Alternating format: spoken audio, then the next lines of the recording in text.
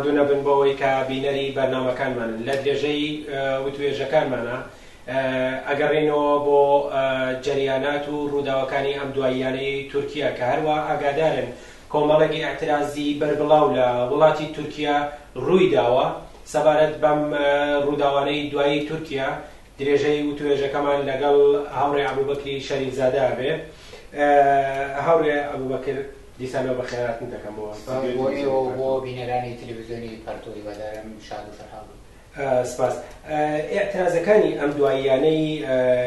تورکیا چۆن دەستی پێکرد و داخوازیەکانی خەڵک چین؟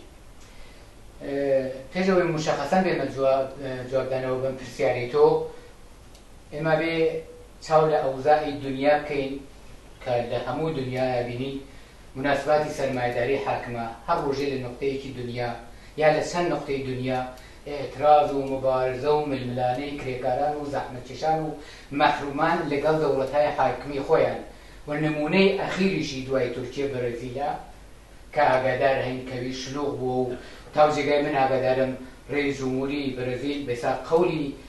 داخوازیەکانی ئەم خەڵکەی داوە مەندومەوەیە ئەمە باسکەم کە ئەوزای دنیا بۆهرانیە مناسباتی سەرمایەداری بە بنبەستی خۆی گەیشتووە و تا ئەو جێگاش لە هەموو نقطەیەکی دنیادا دەستدرێژی و هێرشی کردوە سەر مافی کرێکاران و زەحمەتکێشان و ئەمەش لەلایەن خەڵکەوە لە قسمەتی چینی خوارەوەی جامعە و مەحرومانی جامعە هەر ڕۆژێ لە نقطەیەکە و هەر ڕۆژێ لە جێگایەکە لەگەڵ عەکسولعەمەل و مەقابلە و بەربەرەکانی لەگەڵ دەوڵەتانی حاکمی خۆیان دەرگیرە بن ڕوبەڕووە بن. ظاهرەن ئەمە بەپێی دەزانین یەکشتمان لەبیر نەچێت دەوڵەتی تورکیا یا حکوومەتی دەوڵەتی تورکیا حکوومەتێکی پۆلیسی کودەتاچی سەرکوتگەر و زدی کۆمۆنیستە. ئەمە شتێ نییەکەوە ئەوەڵی اتفاقە لە تورکیا دێتە پێشەوە خەڵک ئێعتراز دەکەن و ئەردۆغان وەکو سەرۆکوەزیری تورکیا تاریداتی خەڵکەکە پتومان تاریخێکیە کە لە سەرکوتی ئازادی خوازان و وڵاتێکە کە بارها کودەتای نیزامی تیا کراوە یعنی تا ئەم حەدامێ بڵام ئەمە کە دژی ئەم خەڵکە وەزیەتە هەیە و لە وڵاتێکی وایە لە شوێنێکی وایە لە منتەقەیەکی وایە کە دێموکراسی و هەڵبژاردن بۆ بە قودرەتیانی هێزە ئێرتجاعیەکان بووەتە مەکۆیەک یا بیانوویەک و لە لای تریشۆ سکولاریزم و ئەرتش بووەتە ئەمیال و ئارەزوویەکە لەلایەن ئەم حکوومەتە ئێرتجاعیە و مشەخەسەن ئەردۆغان وەکو حزبی ئیسلامی تەوسە ئەو ئەداڵەت باوەشێ نەکرێ و تاویل خەڵکەکرێ لەم حاڵەتەدا تەنها شتەیە کە بێنێتەوە طبقەی کاریگەر و کرێکاران و زەحمەتکێشانن دەتوانن نقطەپایانی ئەم وەزیەتە و ئەم سەرکوتگەریە و ئەم بێمافیە بن لە تورکیەوە لە هەموو شوێنێکی تری دنیاشە. ئەما ظاهرەن مەسەلەکە تۆ سوالەکە دەمە بوو کە چۆن دەستی پێکرد ماجرا چییە؟ ظاهرەن بەهۆیەوە کە لە ئیستانبول پارکێکە پارکێکی قەدیمیە خەڵک بەرحاڵ سەدان ساڵە ئەزان و خاتریان لی هەیە ومانە ظاهرەن تەحتی ئەم نێوە کە ویستویانە بیکەنە مەرکەزێکی تجاری لە تاریخی دەوڵەتەوە دەوڵەتی ئەردۆغان ظاهرەن قەزیەکە ئەمەدە تەرەفدارانی گوایە محیطی زیست و ئەمە مخالیفی ئەمەن ظاهری قەزیەکە ئەمەدە بەڵام واقعیتەوە ئەمە نییە ئەمە بەهانەیەکە هەروەکو چۆن لە ئێران بەهۆی بوونی حکوومەتی جمهوری ئیسلامی فوتباڵ ئەبێتە سیاست ئەبێتە بیانوێ بۆ مبارزە و ململانێ لە تورکیەشە تێدانی پارچێک ظاهرەن یا بڕینی چەنددار ئەبێتە باعثی ئەم ململانەی بین دەوڵەت و کرێکاران بەڵام زۆر مەسەلەکە لەوە قوڵترە مەسەلەکە بە لەلایەن کرێکاران زەحمەتکێشان بە بێمافیە بە سەرکوتە بە زیندانە بە بێحقوقیە بە بێکاریە بە گرانیە بە هەمووی ئەم شتانە کوتم ظاهرەکەی پارکەکە وەرێ بۆیە لەگەڵ چودانم تەقینەوەیکی ئاوا ڕوبەڕوە بێکە دەوڵەت تا حەدەرس نەپێشەوە کە خەڵک خوازیاری لاچوون و ئیستێفای ئەردۆغانە ئێمە لەو قسەکانت پێ ببڕم بۆ نمونە ئێستا هەروەکە ئشارەت پێدا لابردنی پارکێک و شوێنێکی تجاری و اقتصادی دروست بکەن ئەمە باری ئابووری کۆمەڵگا تەغیرەدات یا لە تورکیا ئەمە دروستەکان دواتر ئەردۆغان مەجموعە ئەحکامێک گێنێت کە فرۆشتنی مەشروبات لە دوای سەعاتی دەوە مەمنوعەکە بەوەی کە با بڵێن ئارامش و ئاسایش لەناو کۆمەڵگا جێگیر بکات بۆ خراوی ئەم شتانە چییە؟ ئەمانە بۆمانەوەی ئەو قودرەتی خۆیان ئەو شتانەی کە ئیتفاقاً ئێستا کارمان بە جەنبەی مەسەبی و غەیرە مەسەبیەکەی خودی نەفسی مەشروع نییە. تمەشاتە تۆ وەختێ لە شوێنێکە لە وڵاتێکە کە دەرەجەی لە ئازادی ببێ فەرزکە مەشروع خواردن و ئابجۆ خواردن و بەیەکۆبوون فەلسەفەی وجودەکەی لە دەرەجەی ئەوەڵە کە ئەم بنیامانە زۆرتر بەیەکۆن نوعی متشکلن دەردەدڵەکان قساکان لە گرانی لە بێکاری لە هەژاری وەختی ئەم فەزای ترس و وەحشەتە بەظاهرەوەی کە بەظاهر نا ئەوڵەن دەوڵەتی ئەردوغان دەوڵەتێکی کاملەن ئیسلامی پرۆغەربی ئێرتجاعیە کە هیچ قازانج و منفعەتی کرێکار و زەحمەتکێشان لەو مناسباتە بۆ ئەو نییە. دەرنچەوە هەیە ئەشیانەوێ بەم تەریقانە فەرزکە بار و شوێنی مەشروع فرۆشیەکان و ئەو شوێنانی کە خەڵک خەریکن دەرد و مەرگەکانی خۆیان زۆرتر لێ ئەدوێن و سەردەرمیشە بندودانە ئابجۆ خۆن ئەو جەنبەی مەسەبیەکەشی بۆ موهیمە پیوایە خۆ حکوومەتێکی ئیسلامیە قەدەم بە قەدەم و میلیمتر بە میلیمتر و هەنگاو بە هەنگاو ئەم شتانە مەحدود کارەوە تا ئەو شتەی کە خۆیان ئەیانەوێ بەنەوەی خەڵکەکەمیان کتبوو کتوبیان ئەگەر ئێمە تەسلیمی ئەم داخوازیانەی دەوڵەت و ئۆردوغان ببین وەک حیزبێکی ئیسلامی ئەم مەحدودیەتانە سبەینە حتمما دەورێت لەوە پێشی وایان کرد بەحسێک لەوە بوو کە دانیشگاکانە بێ دانیشتووەکان حتمما کچەکان بە مەقنە و چادرۆ بڕۆن کە موفق نەبوون و ئەو ڕۆژەواڵە کە بار و شوێنی ئابژۆخۆری و مەشروبخۆریەکانیش ببەسن سبەینێ زۆر لەوە ڕاحەتر وەکو جمهوری ئیسلامی دێن قەدەر قودرەتیەکەن و خەڵکی مۆعتەرەز متەوەجێ ئەمە بوون ئێران لە پەنای دەستیانە ئاگادارن خەڵک سکولارە خەڵک ئازادی و بەرابەری و ڕەفاهیەوێ دەقیقاً شعارەکان لە مقابل ئەم هێرشەی دەوڵەتی ئۆردوغان و دەوڵەتی ئیسلامی ئەوە بۆتوان ئەگەر ئێمە تەمکین بەم خاستانەی ئەوان کە عەلارەغمەوەی کە خراپە و نامانەوێ چۆلەترین تەمکینکردن بەوەی یعنی ئێرانێکە 34 ساڵ لە پەنامانەدا نەفەسی لە ئینسانەکان بڕیوە ینی بە بڕوای ئێوە هەروەکە ئەیبینین لە ئێعترازات و لەو ڤیدیۆ فیلمانەی کە ڕوو بە دەرۆ ئێنعکاس ئەدرێتەوە بەهەرحاڵ خەبەرنگارەکان لەوێ لە نزیکۆ بینەری واقعیەتەکانن بەشێکی هەرە زۆر لە لاوان کچان کوڕان لە ئەم ئێعترازانە بەشدارن کە بەواتایەک لە قسەکانی ئێوە دەرکەوت کە ئەم بەگشتی چین و توێژەکانی کۆمەلگا و بەتایبەت لاوان کوڕان کچان خوازیاری دەسەڵاتی ئیسلامی لە وڵاتی تورکیە نی ئەبەدەن دقیقاً خەڵک اتفاقاً ئەگەر وا بوایە حتا بە بەهانەی تێردانی پارچێکیش خەڵک ئەکسەڵەمەری نیشان نادا لابوو دەیانوت پەسدار پارچێکمان ناوێت چوارداری کۆن و قەدیممان ناوێت ئەم بە ئەم شوێنەوە وەکو شوێنێکی تجاری دەوڵەتی ئۆردوغان باسیەکە لابوو بە قازانجمانە وەلی خەڵک زۆر باشە دانن قەزێکا وەڵام بڕینی چواردار و تەعەسسوب بۆ چواردار نییە خەڵک ئەمەیان کردوتە بیانوێ کە ئەیانەوێ بیانوێکیان گیر کەوتووە عەلەی حکوومەتی ئۆردوغان و حکوومەتی ئیسلامی دقیقاً جوانێکە لە تورکیەدا بە پێی سونەتایەکیش بووە ئێستا حکوومەتەکەی تا بەڵعان بەو شکڵا مەذهەبی و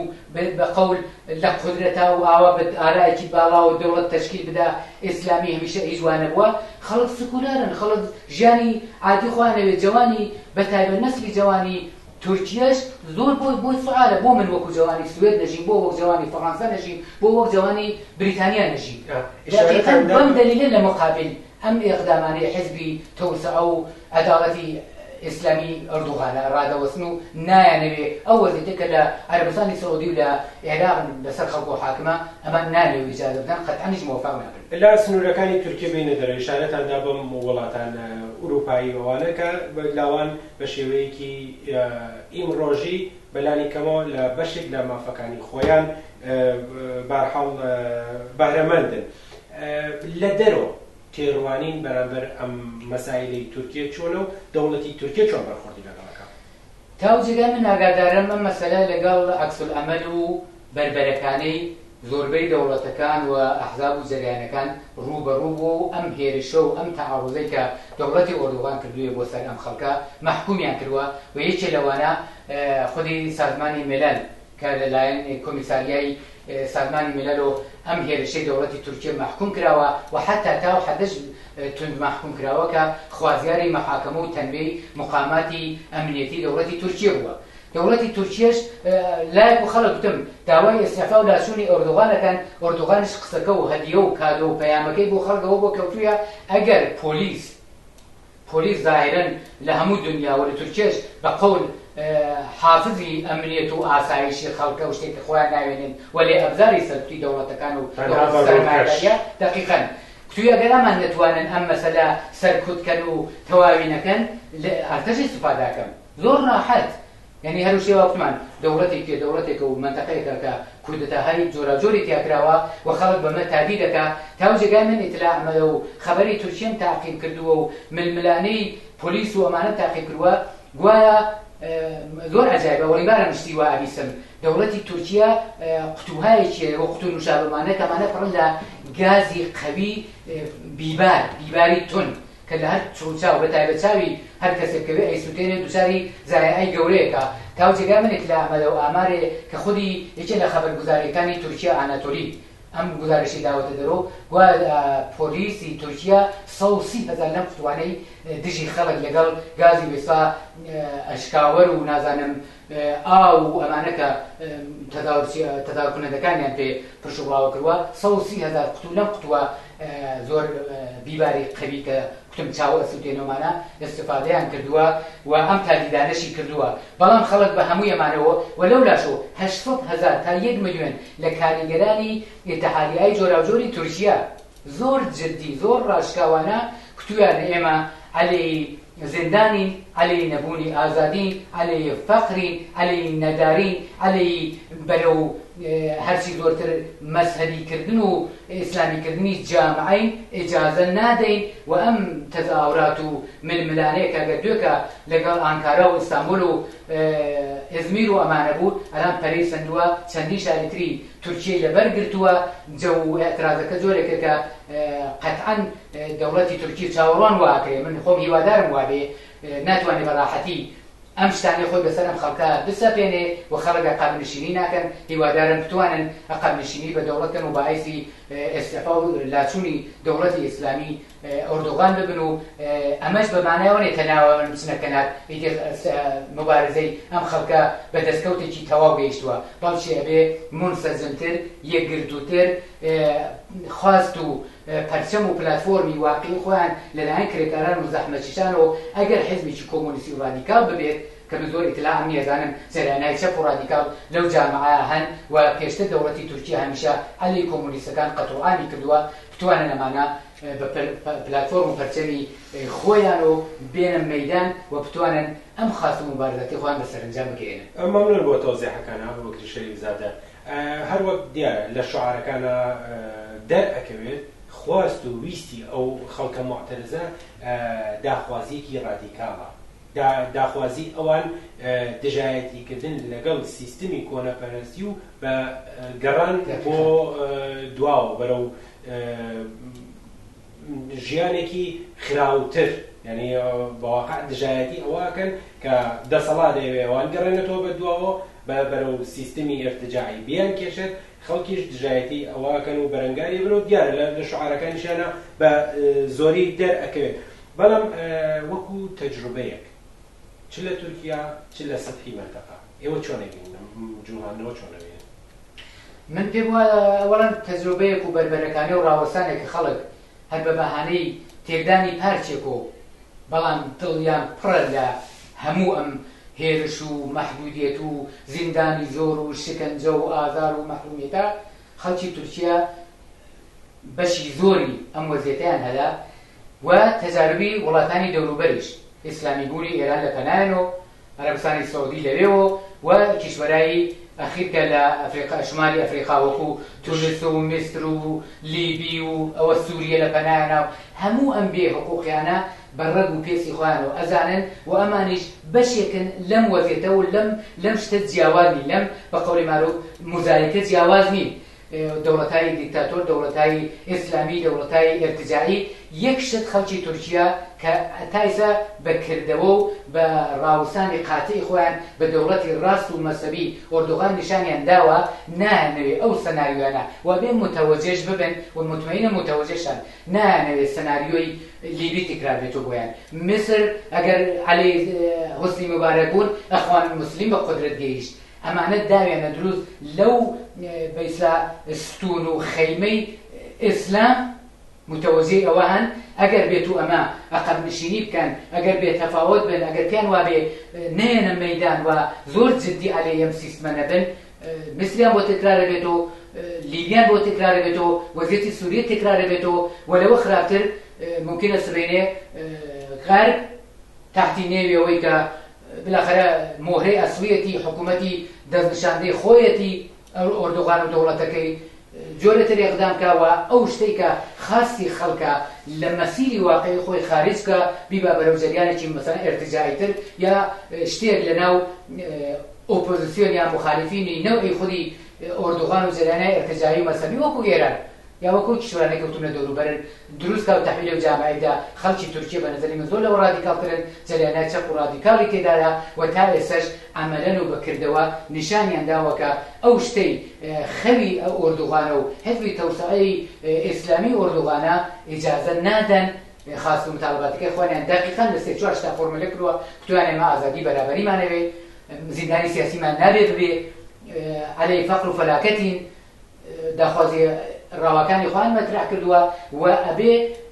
لە دەوری ئەم شتە زۆرتر منسەجم بن و کوتم باتەوە بەم تەجاربانەش کە بە دەوروبەریانەوەدا خەڵک متەوەجێ ئەمە بووە ئەمە نقطە قووەتێکە بۆ ئەم